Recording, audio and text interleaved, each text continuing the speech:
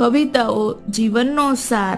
વિશ્વ કવિતા દિન નિમિત્તે દરેક કવિતામાં હોય છે જીવનનો સાર.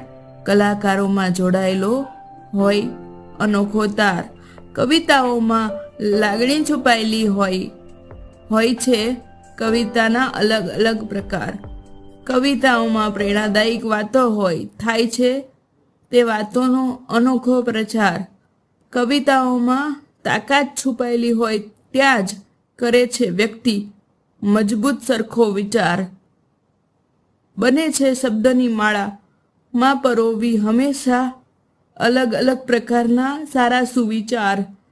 શબ્દમાં તાકાત હોય છે લાગણી સમજવાની, એટલે જ હૃદય સાથે જોડાયેલા છે કવિઓના તાર.